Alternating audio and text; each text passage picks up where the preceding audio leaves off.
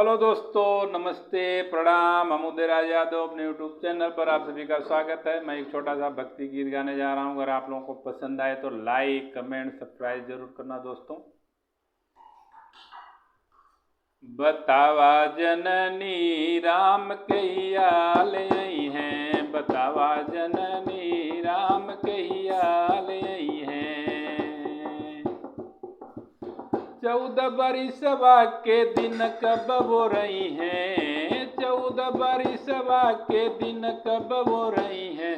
बतावा जननी राम कहिया ले आई हैं, बतावा जननी राम कहिया ले आई हैं। राम के वियोगवा में भोगवा न भावे, भूखिया न लागे पियसिया न लागे। राम के वियोगवा में भोगवा न भावे, भूखिया न लागे पियसिया न लागे। उजड़ी मड़ैया कब ले आके बसई हैं, उजड़ी मड़ैया कब ले आके बसई हैं। बतावा जननी राम कहिया ले आई हैं, बतावा जननी राम कहिया ले आई हैं। पतझड़ बगिया कोयलिया ना बोले, भौरा न डोले और फुलवा न फूले।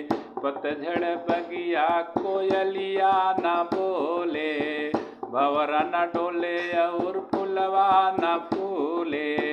प्यास नयनवा कब ले असुआ बहाई हैं, प्यास नयनवा कब ले असुआ बहाई हैं। बतावा जननी राम कहिया ले आई हैं, बतावा जननी राम कहिया ले आई हैं।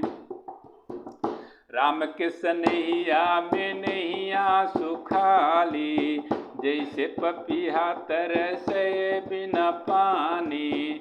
राम के सनैया में नैया सुखाली, जैसे पपीहा तरसे बिना पानी।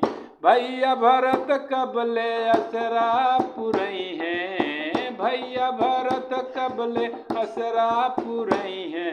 बतावा जननी राम कहिया ले आई हैं, बतावा जननी राम कहिया ले आई हैं। 14 बरिसवा के दिन कब वो रही हैं, 14 बरिसवा के दिन कब वो रही हैं। बतावा जननी